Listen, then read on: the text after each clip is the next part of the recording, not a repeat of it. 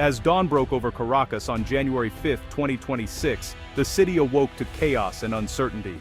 Residents reported the unmistakable roar of low-flying military aircraft slicing through the early morning sky, their shadows darting across rooftops. Explosions echoed near key military and government sites, sending plumes of smoke into the air and sparking panic among civilians. Social media lit up with videos and frantic messages as people tried to make sense of the unfolding events. The city's streets, usually bustling at sunrise, were eerily quiet, except for the distant sounds of sirens and the occasional rumble of armored vehicles. Within just a few hours, the Pentagon held an emergency press briefing, confirming that U.S. forces had launched what they described as a limited but decisive military action in Venezuela. Officials cited urgent threats to regional stability and the security of critical infrastructure, emphasizing that the operation was carefully planned to minimize civilian casualties. The announcement sent shockwaves through diplomatic circles as analysts scrambled to assess the potential fallout. The White House quickly moved to frame the intervention as a humanitarian necessity, stating that the primary goal was to prevent a deepening crisis and to counter destabilizing foreign influence in the region. Officials highlighted the deployment of humanitarian aid, promising support for Venezuelan civilians caught in the crossfire, and stressing America's commitment to international law and human rights. International reaction was swift and deeply divided. Regional allies such as Colombia and Brazil offered cautious support, expressing hope that the intervention would restore stability and prevent further suffering. Their leaders called for restraint and dialogue, urging all parties to prioritize peace and the well-being of the Venezuelan people. However, many other nations and international organizations condemned the U.S. move, denouncing it as a clear violation of Venezuela's sovereignty. Protests erupted in capitals around the world, with demonstrators waving Venezuelan flags and demanding an immediate end to foreign military involvement. Inside Venezuela, the government responded with defiance. Top officials convened an emergency meeting, and the president addressed the nation on live television, calling the operation an imperialist invasion. He urged citizens and the military to unite in resistance, vowing to defend the country's independence at all costs.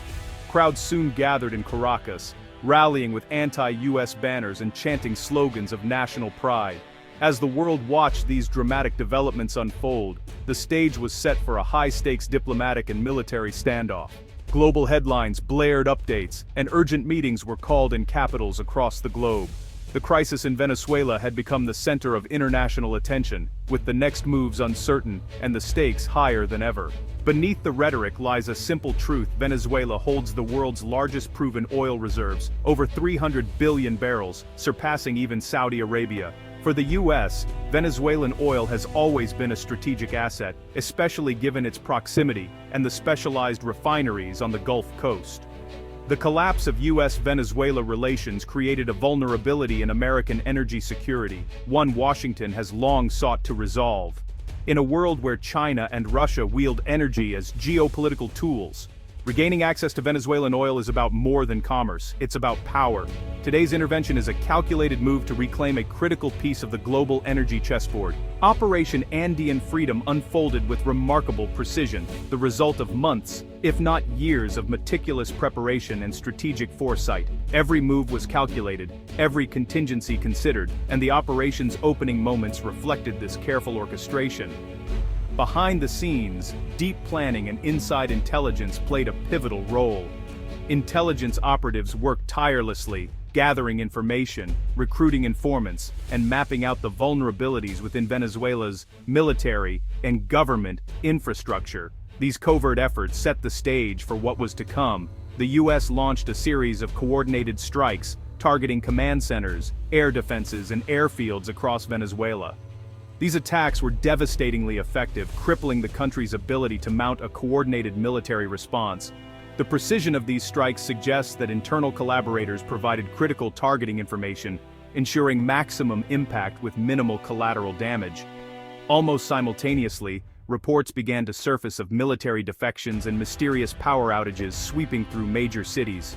These events hinted at the activation of a shadow network within Venezuela, one that had been quietly cultivated by foreign intelligence agencies and local dissidents alike. The sudden blackouts sowed confusion and panic, further weakening the regime's grip on power. U.S. Special Forces moved swiftly, securing vital infrastructure such as oil complexes, the Guri Dam, and key ports. Their objective was clear: to seize control of the country's economic arteries before loyalist forces could regroup or sabotage them. These rapid actions prevented the regime from leveraging its most valuable assets as bargaining chips or tools of resistance. By locking down these strategic sites, the U.S. and its allies aimed to paralyze the regime's ability to resist, cutting off both financial resources and logistical support.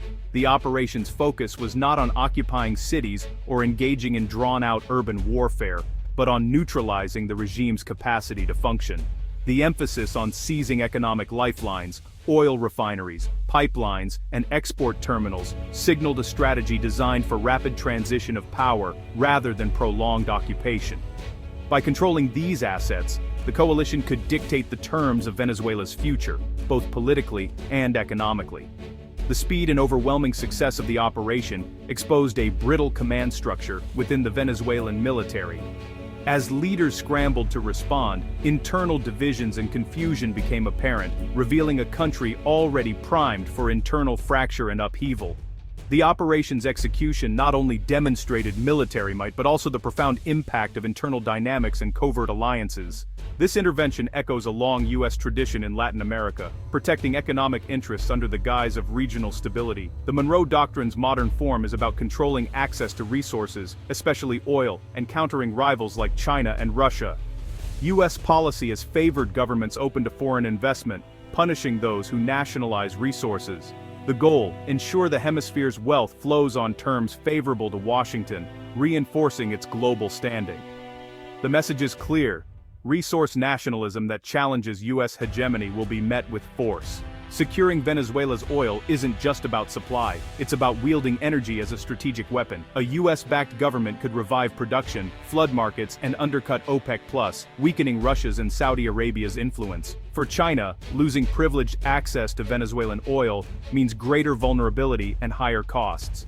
Control over this resource gives Washington leverage to reward allies, punish adversaries, and reshape global energy politics. The intervention transforms oil from commodity to instrument of power, reinforcing American dominance for years to come. The Venezuela operation draws inevitable comparisons to Libya, both justified on humanitarian grounds, both targeting oil-rich, defiant regimes. But unlike Libya's chaotic aftermath, the U.S. plan in Venezuela centers on securing infrastructure and a rapid, controlled transition. The approach blends Cold War resource motives with modern special forces tactics, aiming to avoid a power vacuum. Historical echoes abound, from Guatemala to Central America, but Venezuela's scale and global significance set it apart. The real test: can the U.S. avoid the pitfalls of past interventions and stabilize Venezuela, or will it repeat history's mistakes? The outcome will shape not just Venezuela, but the future of interventionist policy worldwide. The recent U.S. intervention in Venezuela has sent shockwaves through the global political landscape, delivering a direct blow to both Russia and China. For years, Moscow and Beijing have invested billions of dollars in Caracas, seeking not only lucrative oil deals, but also a strategic foothold in the Western Hemisphere. Their involvement in Venezuela was about more than just economics. It was a calculated move to expand their influence and challenge U.S. dominance in the region. Now, with Washington's bold action, those ambitions are under serious threat. Russia, in particular, faces the potential loss of significant oil assets and the weakening of a key anti-U.S. ally.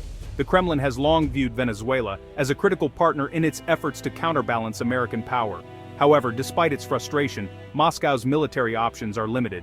Direct intervention is unlikely, so Russia is expected to rely on diplomatic protests, cyber operations, and asymmetric responses in other regions to express its displeasure and maintain leverage. For China, the stakes are equally high. With over $50 billion in loans tied to future oil shipments, Beijing now faces the risk of massive financial losses and a sudden cutoff from a vital energy source. The Chinese government has been counting on Venezuelan oil to fuel its growing economy, and any disruption could have ripple effects across its energy markets and financial sector. In response, both Russia and China are expected to unite in strong condemnation of the U.S. move, using international forums like the United Nations to voice their opposition. Public protests and diplomatic statements will likely follow, but their ability to reverse the situation on the ground remains negligible. The reality is that neither power has the means or the appetite for direct confrontation with the United States in Venezuela. This setback, however, may serve as a catalyst for even closer strategic cooperation between Moscow and Beijing. Faced with a common challenge, the two powers could accelerate their efforts to build alternative financial systems, energy partnerships, and security arrangements that bypass US-dominated institutions. Their shared interests may drive them to coordinate more closely on global issues, presenting a more unified front against American unilateralism. In the long run, the U.S. intervention in Venezuela could inadvertently solidify a more determined Russo-Chinese axis. As both countries reassess their strategies, they may become even more committed to challenging U.S. influence worldwide, setting the stage for a new era of great power competition. The intervention has split Latin America. U.S. allies like Colombia and Brazil back the move, hoping for regional stability, while left-leaning governments decry it as a return to imperialism. The operation revives old fears of U.S. dominance and sets a precedent that alarms many across the continent. Economically, a revitalized Venezuelan oil sector could disrupt regional markets and challenge other producers. The risk of insurgency and refugee flows remains, forcing neighbors to brace for instability despite the operation's speed. Every Latin American leader now faces a stark choice: align with Washington or seek counterweights in Beijing and Moscow. The hemisphere's political landscape has been fundamentally redrawn. With the Maduro regime shattered and key assets under U.S. control, a transitional government is forming under American guidance. Yet military victory is just the beginning. The real challenge is rebuilding a fractured nation and forging a legitimate, stable government. The risk of insurgency and deep polarization looms, threatening long-term stability. Globally, the intervention has redrawn great power competition, but at the cost of alienating allies and fueling anti-US sentiment. The future hinges on how quickly Venezuela's oil can be restored and whether the new order brings recovery or chaos. The world watches, uncertain which path Venezuela and the region will take next.